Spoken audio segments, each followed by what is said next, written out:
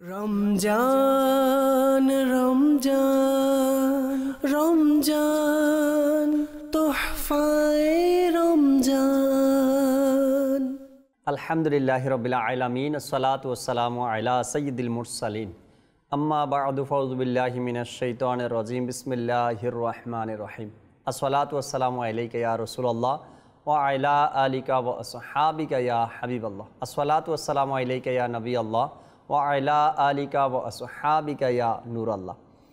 মাদানী চ্যানেলের দর্শক শ্রোতা, আরও একবার উপস্থিত হয়েছি তোহফায়ে রমজান এই অনুষ্ঠান নিয়ে। সকল দর্শককে জানাই আন্তরিক মোবারকবাদ। দর্শক, এই পর্বেও একটি বিষয় রেখেছি আলোচনা করার জন্য, জানাবো আপনাদেরকে। আগে দুরূদ শরীফের ফজিলত শ্রবণ করি। তাজেদারে রিসালাত মাহবুবে রব্বুল ইজ্জাত সাল্লাল্লাহু তাআলা আলাইহি ওয়াসাল্লাম ইরশাদ করেন যে আমার প্রতি সকালে ও সন্ধ্যায় 10 বার করে দুরূদ শরীফ পাঠ করলো, তার কিয়ামতের দিন আমার শাফাআত নসিব হবে। সাল্লু আলাল হাবিব সাল্লাল্লাহু তাআলা আলা মুহাম্মদ সাল্লাল্লাহু তাআলা আলাইহি ওয়াসাল্লাম। রাসূল পাক সাল্লাল্লাহু আলাইহি সাল্লাম নিজ উম্মতের প্রতি দয়া প্রদর্শন করে কত সুন্দর ছোট্ট একটি আমল দিয়েছেন। যে ব্যক্তি প্রতিদিন সকাল ও সন্ধ্যায় 10 বার করে দুরূদ শরীফ পাঠ করবে, অর্থাৎ প্রতিদিন আপনি সকালে 10 বার আর সন্ধ্যায় 10 বার, আর এর জন্য না পরিশ্রম করতে হবে, না কষ্ট করতে হবে, না আপনাকে 7 নদী পাড়ি দিয়ে ওপারে যেতে হবে, না 1000 টাকা গাড়ি ভাড়া দিয়ে যেতে হবে, কোনো কিছুর প্রয়োজন নেই, না এত টাইমের প্রয়োজন আছে, না আপনার কোনো অসুবিধা হবে। রাসূল পাক সাল্লাল্লাহু তাআলা আলাইহি সাল্লামের শাফাআত নিশান ফরমান, সকাল সন্ধ্যায় 10 বার করে যে দুরূদ শরীফ পাঠ করবে, কিয়ামতের দিন আমি তার শাফাআত করব, অর্থাৎ তার শাফাআত নসিব হবে। যদি উম্মতি হিসাবে আমরা শাফাআত চাই, আল্লাহ নবীর শাফাআত আমার দরকার। হুজুর সাল্লাল্লাহু আলাইহি সাল্লামের শাফাআত ছাড়া জান্নাতে যাওয়াটা মুশকিল, অসম্ভব।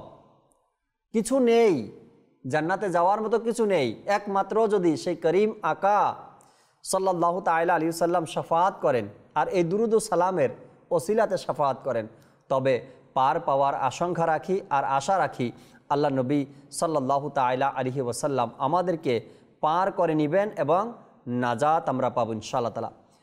মুবারক মাস এই রমজান মাস, বরকতের মাস। কত শুনছি আমরা মাদানী চ্যানেলের মাধ্যমে যে এই মাস মুবারক মাস আর বরকতের মাস। সাধারণত এর প্রতিটি মুহূর্ত রহমতপূর্ণ এবং প্রতিটি ক্ষণই সময় নিজের মাঝে অসংখ্য বরকত সমাহারে ভরা। কিন্তু এই সম্মানিত মাসে শবে কদর সবচেয়ে বেশি গুরুত্ব বহন করে। এতে অর্জন করতে আমাদের প্রিয় আকা সাল্লাল্লাহু তাআলা আলাইহি সাল্লাম রমজান মাসে পুরো মাসও ইতিকাফ করেছেন এবং শেষ 10 দিনের প্রতি খুবই গুরুত্ব দিয়েছেন। এমনকি একবার বিশেষ কোনো অপারগতার কারণে রাসূল করিম রউফুর রহিম সাল্লাল্লাহু তাআলা আলাইহি সাল্লাম রমজানুল মুবারকে ইতিকাফ করতে পারেননি, তাই শাওয়ালুল মুকাররমের শেষ 10 দিন ইতিকাফ করেছিলেন। আর এটা বুখারী শরীফ থেকে বর্ণনা করা হয়েছে। একবার সফরের কারণে হুজুর সাল্লাল্লাহু তাআলা আলাইহি সাল্লাম ইতিকাফ করতে পারেননি, তাই পরবর্তী রমজান শরীফে 20 দিন ইতিকাফ করেছেন। আর এই হাদিসটি তিরমিজি শরীফে রয়েছে। পূর্ববর্তী উম্মতদের মাঝেও ইতিকাফের ইবাদত বিদ্যমান ছিল। এই ইতিকাফ নতুন কোনো ইবাদত নয়, কেননা এটা পূর্বের উম্মতদের মধ্যেও জারি ছিল এই ইতিকাফের ইবাদত। যেমনটি কোরআনে পাকের প্রথম পারার সূরা বাকারার 125 নং আয়াতে আল্লাহ তাবারক ওয়া তাআলা ইরশাদ করেছেন, কানজুল ঈমান থেকে অনুবাদ, এবং আমি ইব্রাহিম ও ইসমাইলকে তাগিদ দিয়েছিলাম আমার ঘরকে খুব পবিত্র করো তাওয়াফকারী, ইতিকাফকারী এবং রুকু ও সিজদাকারীদের জন্য। ইসলামী ভাইরা, তাওয়াফ, নামাজ ও ইতিকাফের জন্য কাবা শরীফের পবিত্রতা ও পরিচ্ছন্নতার জন্য স্বয়ং কাবার মালিক আল্লাহ তাবারক ওয়া তাআলার পক্ষ থেকে আদেশ করা হচ্ছে। মুহাদ্দিস মুফাসসির হাকিমুল উম্মাত মুফতি আহমদ ইয়ার খান নঈমী রাহমাতুল্লাহি তাআলা আলাইহি বর্ণনা করেন, জানা গেল যে মসজিদকে পবিত্র ও পরিষ্কার রাখতে হবে, এতে ময়লা ও দুর্গন্ধযুক্ত বস্তু আনা যাবে না, এটা আম্বিয়া ইকরামের সুন্নাত। আরও জানা গেল ইতিকাফ হচ্ছে ইবাদত এবং পূর্বেরকার উম্মতের নামাজে রুকু ও সিজদা উভয়টিও ছিল, কেননা আয়াতে পাকের মধ্যে তাই জানলাম আমরা। এটাও জানা গেল যে মসজিদ মোতাওয়াল্লি থাকা চাই এবং মোতাওয়াল্লি যেন পরহেজগার ব্যক্তি হয়। সুবহানাল্লাহ। আরও বললেন তাওয়াফ, নামাজ ও ইতেকাফ অনেক পুরাতন ইবাদত, এটা নতুন ইবাদত নয়, যা ইব্রাহিম আলাইহিস সালাতু ওয়াস সালামের যুগেও ছিল। নুরুল ইরফানে বর্ণনা করা হয়েছে। উম্মুল মুমিনিন হযরত সাইয়্যিদাতুনা আয়েশা সিদ্দিকা তৈয়্যিবা তাহেরা জাহেদা আবেদা রাদিয়াল্লাহু তাআলা আনহা বর্ণনা করেন, নবী করিম সাল্লাল্লাহু তাআলা আলাইহি ওয়াসাল্লাম রমজানুল মুবারকের শেষ 10 দিন ইতেকাফ করতেন, এ পর্যন্ত যে আল্লাহ তাআলা হুজুর সাল্লাল্লাহু আলাইহি সাল্লামকে প্রকাশ্য ওফাত দান করেছেন। অর্থাৎ যতদিন হুজুর সাল্লাল্লাহু আলাইহি সাল্লাম হায়াতে মোবারকায় ছিলেন, জীবদ্দশায় ছিলেন, জাহিরি হায়াতে মোবারকায় ছিলেন, ততদিন রমজান মাস আসলেই হুজুর সাল্লাল্লাহু তাআলা আলাইহি ওয়াসাল্লাম ইতেকাফ করতেন। এরপর হুজুর সাল্লাল্লাহু আলাইহি সাল্লামের পবিত্র বিবিগণ ইতেকাফ করতেন। সাধারণত ইতেকাফের অগণিত ফজিলতের কথা রয়েছে। আশিকে রসুলের জন্য এটাই যথেষ্ট যে রমজান মাসের শেষ 10 দিনের ইতেকাফ সুন্নাত। তা কল্পনা করলেও প্রেরণা সৃষ্টি হয় যে আমরা মদিনার তাজেদার রহমতের ভান্ডার রসুলদের সর্দার হুজুর সাল্লাল্লাহু তাআলা আলাইহি ওয়াসাল্লামের একটি অতি প্রিয় সুন্নাত পালন করছি। আশিকদের আগ্রহ তো এরূপ যে অমুক অমুক কাজ আমাদের প্রিয় আকা সাল্লাল্লাহু আলাইহি সাল্লাম করেছেন, বাস আমিও করব, আমাদের করতে হবে। কিন্তু আমল করার জন্য এটা আবশ্যক যে আমাদের জন্য যেন শরীর কোনো বাধা না থাকে। আশ শিফা শরীফের দ্বিতীয় খণ্ডের মধ্যে রয়েছে হযরত সাইয়্যিদুনা আব্দুল্লাহ ইবনে ওমর রাদিয়াল্লাহু তাআলা আনহু অনেক বেশি সুন্নাতের অনুসারী ছিলেন এবং মুস্তাফা সাল্লাল্লাহু আলাইহি সাল্লামের অনুসরণের প্রেরণা তার মাঝে অধিক হারে কাজ করত। এক স্থানে তিনি রাদিয়াল্লাহু তাআলা আনহু তার উটনি সহকারে চক্কর লাগালেন। তাকে জিজ্ঞাসা করা হলো এ সম্পর্কে, তিনি বললেন এ সম্পর্কে আমি জানি না, শুধু এতটুকু স্মরণ আছে যে আমি রসুল আকরাম নূরে মুজাসসাম সাল্লাল্লাহু তাআলা আলাইহি সাল্লামকে এই স্থানে এরূপ করতে দেখেছি, তাই আমিও করলাম। দর্শক শ্রোতা, সাহাবা একরাম আলাইহিমুর রিদওয়ানদের মধ্যে কেমন আগ্রহ ছিল হুজুর সাল্লাল্লাহু আলাইহি সাল্লামকে অনুসরণ করা। আর বর্তমান জমানায়ও হাজার নয় লক্ষ লক্ষ মুসলমানের অন্তরে নবী সাল্লাল্লাহু আলাইহি সাল্লামকে অনুসরণ করার এক মন মানসিকতা পাওয়া যায়। যখনই যে যেভাবে শুনে আমার নবী এই কাজটা করেছে, উম্মতি করা শুরু করে দেয়, কারণ আমার নবী করেছে। ঠিক ইবাদতের ব্যাপারেও আল্লাহ তাআলার দয়া, রমজান মাসে হয়তোবা আপনি এমন কোনো মসজিদ পাবেন না যে মসজিদে ইতেকাফকারী নেই, ইতেকাফ করছে না। অর্থাৎ হুজুর সাল্লাল্লাহু আলাইহি সাল্লামের এই প্রিয় সুন্নাতকে ছোট থেকে বড়, আলিম ওলামা, মূর্খ মানুষ, সাধারণ মানুষ সবাই গ্রহণ করে নিয়েছে এবং ইতেকাফ করছে। আর যখন এই দায়িত্ব দাওয়াত ইসলামী নিয়েছে, আপনার আমার দাওয়াত ইসলামী নিয়েছে, আল্লাহ তাআলার অনেক বড় দয়া। দেশ আর বিদেশে, দেশে এবং বহির্বিশ্বে লক্ষ লক্ষ আশেকানে রসুল এই রমজান মাসে ইতেকাফ করছে। শুধু 10 দিনের নয়, আলহামদুলিল্লাহ পুরা রমজানের ইতেকাফগুলো চলছে। আপনারা দেখুন আল্লাহ তাআলার দয়ায় ঢাকা ফয়জানে মদিনার দৃশ্য আপনারা প্রায় সময় দেখে থাকেন। ইতেকাফকারী আল্লাহ তাআলার দয়ায় মসজিদ পরিপূর্ণ রয়েছে। এভাবে করে আন্তর্জাতিক মাদানী মার্কাজের দৃশ্যগুলো আপনারা দেখেন মাদানী মুজাকারার মাধ্যমে, সেখানেও হাজার হাজার আশেকানে রসুল পুরো মাসের ইতেকাফ করছে আলহামদুলিল্লাহ।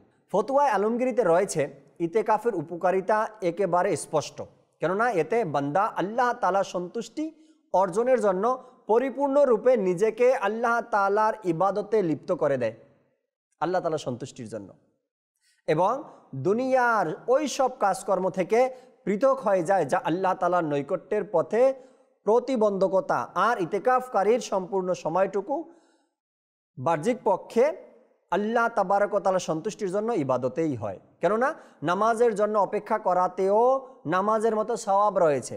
এবং ইতেকাফের মূল উদ্দেশ্যই হচ্ছে জামাত সহকারে নামাজের জন্য অপেক্ষা করা। ইতেকাফকারীরা ওই সকল ফেরেশতার সাথে সম্পর্ক রাখে যারা আল্লাহ তাআলার নির্দেশ অমান্য করে না এবং যাই তাদের নির্দেশ দেয়া হয় তাই পালন করে। আর তাদের সাথে সম্পর্ক রাখে যারা রাত দিন আল্লাহ তাআলার তাসবিহ পাঠ করতে থাকে এবং এতে বিরক্ত হয় না। ইতেকাফের ফজিলত আর ফজিলত হাদিসে পাকের মধ্যে।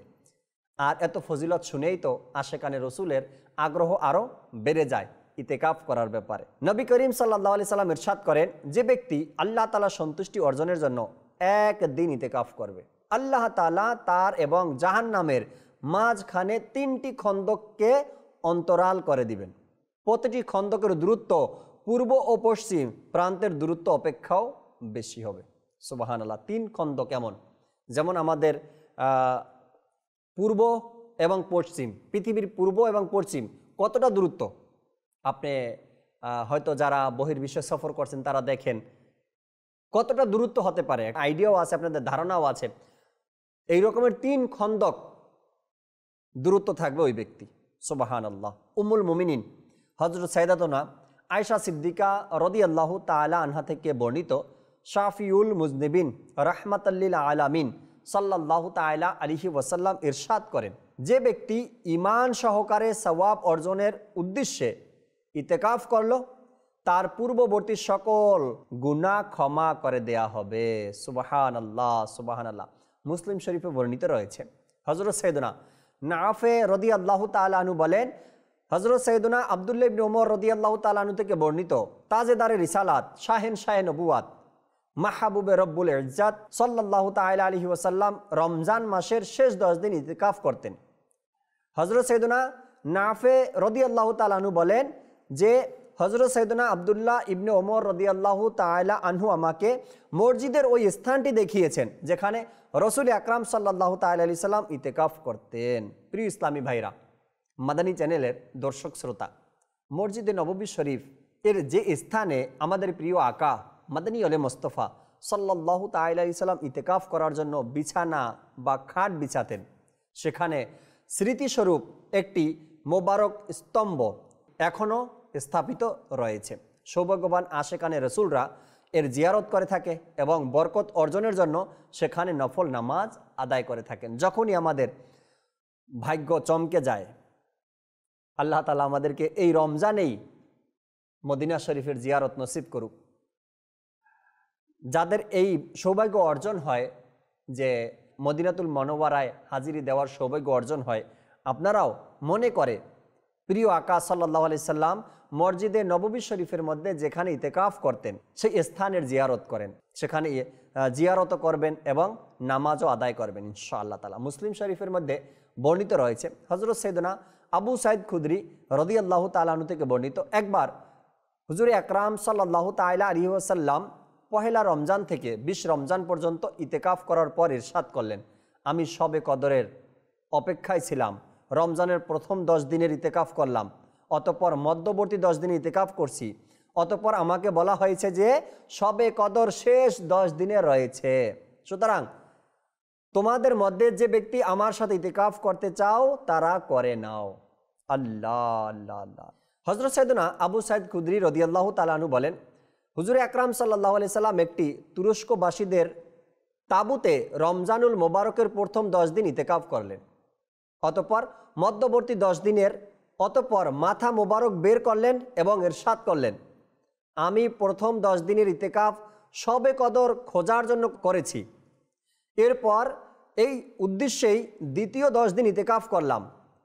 তারপর আমাকে আল্লাহ তাবারক ওয়া তাআলার পক্ষ থেকে সংবাদ দেওয়া হয়েছে যে শবে কদর শেষ 10 দিনে রয়েছে। সুতরাং যে ব্যক্তি আমার সাথে ইতিকাফ করতে চাও সে যেন 10 দিন ইতিকাফ করে। এজন্যই যে আমাকে প্রথম শবে কদর দেখানো হয়েছিল, অতঃপর ভুলিয়ে দেওয়া হয়েছিল, এবং এখন আমি এটা দেখেছি যে শবে কদরের ভোরে ভেজা মাটিতে সেজদা করছি, তাই এখন তোমরা শবে কদরকে শেষ 10 দিনের বেজর রাতগুলোতে খোঁজ করো। হযরত সাইয়্যিদুনা আবু সাঈদ খুদরি রাদিয়াল্লাহু তাআলা আনহু বলেন, সেই রাতে বৃষ্টি হয়েছে এবং মসজিদ শরীফের ছাদ মোবারক টপকে পানি পড়ছিল। অতএব 21তম রমজানুল মোবারকের ভোরে আমরা দু চোখ দ্বারা প্রিয় আকা সাল্লাল্লাহু আলাইহি সাল্লামকে এমত অবস্থায় দেখেছি যে হুজুরপুর নূর সাল্লাল্লাহু তাআলা আলাইহি সাল্লামের কপাল মোবারকের উপর কাদা মাটির চিহ্ন ছিল। সুবহানাল্লাহ। গায়েবের সংবাদদাতা নবী হুজুর সাল্লাল্লাহু আলাইহি সাল্লাম গায়েবের সংবাদ দিতে গিয়ে ইরশাদ করেছেন যে শবে কদরের রাতে বৃষ্টি হবে আর আমরা সেই ভিজা মাটিতে সেজদা করব, আর বলা হয়েছে বেজর রাতে শবে কদর খোঁজ করো, যারা চাও আমার সাথে এই 10 দিনের ইতিকাফ করে নাও। আর সাহাবা একরাম আলাইহিমুর রিদওয়ান এটাই দেখলেন যে বেজর রাতে হুজুর আকরাম সাল্লাল্লাহু তাআলা আলাইহি সাল্লামের সকালবেলা কপাল মোবারকে ভেজা মাটির চিহ্ন রয়েছে। ওলামা একরাম বলেন মাটিতে কোনো অন্তরাল ছাড়া জায়নামাজ, কাপড় ইত্যাদি না থাকা সেজদা করা মুস্তাহাব। হুজ্জাতুল ইসলাম হযরত সাইয়েদনা ইমাম মুহাম্মদ বিন গাজ্জালি রাহমাতুল্লাহি তাআলা উদ্ধৃত করেন, হযরত ওমর বিন আব্দুল আজিজ রাহমাতুল্লাহি তাআলা সর্বদা মাটির উপরেই সেজদা করতেন, অর্থাৎ সেজদার স্থানে জায়নামাজ ইত্যাদি বিছাতেন না। সুবহানাল্লাহ। শোয়াইবুল ইমানের মধ্যে রয়েছে, যে ব্যক্তি রমজানুল মুবারকে 10 দিন ইতিকাফ করলো সে এমন যেন 2টি হজ ও 2টি উমরা করলো। সুবহানাল্লাহ। ইবনে মাজাহ শরীফের মধ্যে রয়েছে, ইতিকাফকারী গুনাহ থেকে বেঁচে থাকে এবং তার জন্য সকল নেকি লেখা হয় যেমন এর সম্পাদনকারীর জন্য দেয়া হয়। মাদানী চ্যানেলের দর্শক শ্রোতা, ইতিকাফকারী কেমন হয়ে থাকে? সকাল থেকে সন্ধ্যা পর্যন্ত আর সন্ধ্যা থেকে সকাল পর্যন্ত তারা আল্লাহর ঘর মসজিদে অবস্থান করে। এরপরে ইচ্ছা থাকুক আর না থাকুক জামাত সহকারে নামাজ আদায় করতে হয়। নামাজ আদায় করে, কেননা সে ইতিকাফকারী। অবসর সময়গুলো কোরআনে পাক পাঠ করে, অবসর সময়গুলো ধর্মীয় কিতাব পাঠ করে, অবসর সময়গুলো ধর্মীয় জ্ঞান অর্জন করে। এরপরে রাতে জাগ্রত থেকে নামাজ আদায় করে। ইতিকাফকারীরা আল্লাহ তাবারক ওয়া তাআলার ঘরে অবস্থান করে, যদিও তারা ওখানে আরাম করছে, ঘুমাচ্ছে, খানা খাচ্ছে, কিন্তু বাহিরে থাকা অবস্থায় একজন সাধারণ মানুষের যেভাবে গুনাহ হওয়ার সম্ভাবনা থাকে, বেহায়াপনা দেখা, বেপরদিগি দেখা, গানের আওয়াজ আসা, হারাম বস্তুগুলো দেখা, মসজিদে অবস্থান করার বরকতে তার মধ্যে এমন কোনো চিন্তাভাবনাই আসে না, অর্থাৎ সে এই সকল গুনাহ থেকে বেঁচে থাকে। মাদানী চ্যানেলের দর্শক শ্রোতা, ইতিকাফকারীরা যেহেতু মসজিদে থাকবে, এখানে মসজিদের সম্মান বজায় রাখা, মসজিদের আদব বজায় রাখা এটাও কিন্তু আমাদের জন্য জরুরি।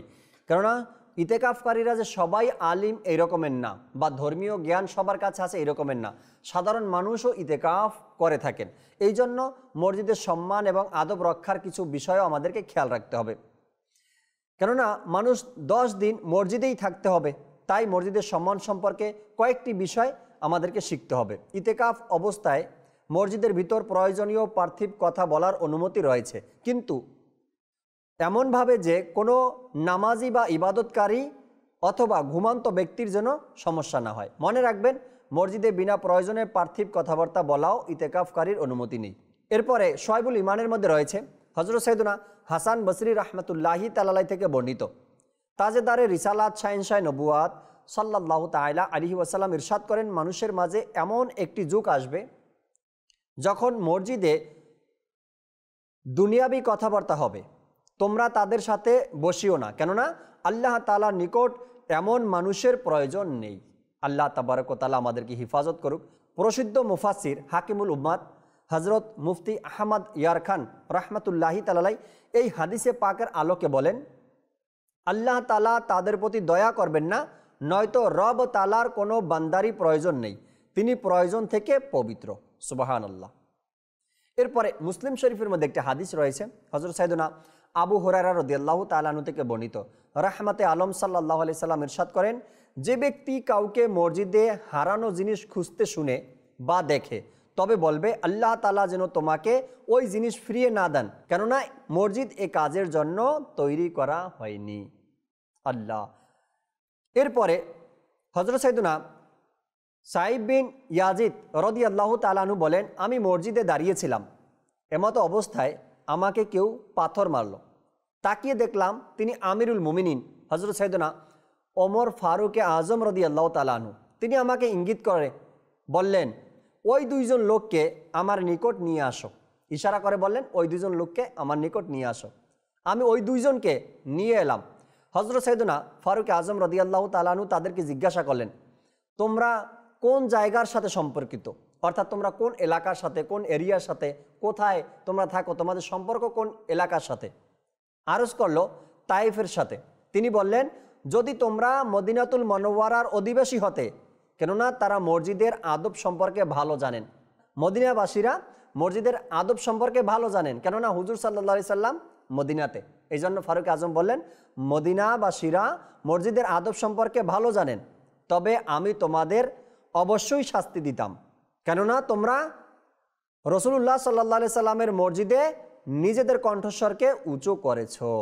আল্লাহ তাআলা আমাদেরকে মসজিদের মধ্যে উচ্চ আওয়াজে কথা বলা, এবং দুনিয়াবি কথা তো বলাই যাবে না, উচ্চ আওয়াজে ভালো কথাগুলোও যেন আমরা উচ্চ আওয়াজে না বলি, যতটুকু আওয়াজ প্রয়োজন ততটুকু যেন আমরা বলি।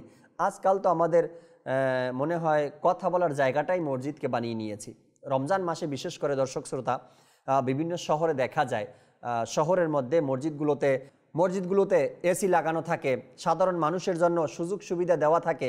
আমরা কি করি, সেখানে গিয়ে বসি, ফ্যান ছাড়ি, এসিতে বসি, আরাম করি, শুয়ে থাকি, একে অপরের সাথে কথা বলি, সোশ্যাল মিডিয়া ইউজ করি। এমনগুলো যেন আমরা না করি, কেননা হযরত সাইয়্যিদুনা মোল্লা আলী কারি রহমতুল্লাহি তাআলা আলাইহি বর্ণনা করেন, শাইখ ইবনে হুমাম রহমতুল্লাহি তাআলা আলাইহির বরাতে উদ্ধৃত করেন, মসজিদে মোবা যাতে গুনাহও নেই সওয়াবও নেই এমন জায়েজ কথাবার্তা বলা মাকরু এবং নেকি সমূহকে গ্রাস করে। ইমাম আহমদ রেজা খান রহমতুল্লাহি তাআলা আলাইহি লিখেন যে ব্যক্তি মসজিদে দুনিয়াবি কথাবার্তা বলে, আল্লাহ তাআলা তার 40 বছরের নেক আমল নষ্ট করে দেয়। সাইয়্যিদুনা আনাস বিন মালিক রাদিয়াল্লাহু তাআলা আনহু থেকে বর্ণিত, হুজুর আকরাম সাল্লাল্লাহু আলাইহি সাল্লাম ইরশাদ করেন, মসজিদে হাসা কবর অন্ধকার হয়ে যায়, অর্থাৎ যে ব্যক্তি মসজিদে হাসবে তার কবর অন্ধকার হয়ে যাবে। আল্লাহ তাআলা আমাদেরকে হিফাজত দান করুক। আলহামদুলিল্লাহ, আজ দাওয়াত ইসলামের মাধ্যমে পুরো পৃথিবীতে মসজিদে যে ইতেকাফ করানো হয়, আর এই ইতেকাফের যেভাবে ফজিলত রয়েছে, একটা কথা মনে রাখবেন, যেই জিনিসের যত মূল্য বেশি সেই জিনিসকে হিফাজতও বেশি করতে হবে। মসজিদে ইতেকাফ করার ফজিলত যেমন শুনছি, গুনাহের ব্যাপারে, ভুলের ব্যাপারে, অসতর্কতার ব্যাপারে আমাদেরকে ততটাই গুরুত্ব দিতে হবে।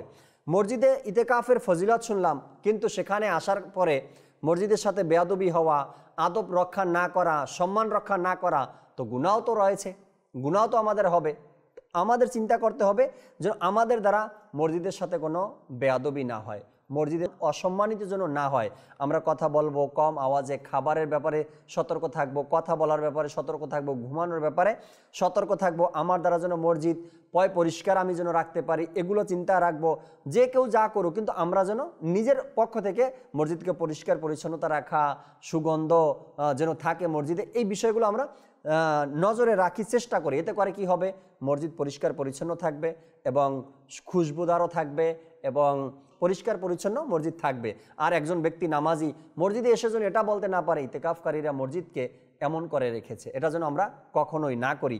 পরবর্তী টাইমে ইতেকাফের ব্যাপারে মানুষের খারাপ একটা চিন্তাধারা চলে আসে, খারাপ একটা ধ্যান ধারণা চলে আসে, এটা যেন আমাদের না হয়। কেননা অনেক সময় আপনারা দেখেন, মানুষ ভুল একজনে করে, আর সেই ভুলের কথাগুলো সবার শুনতে হয়।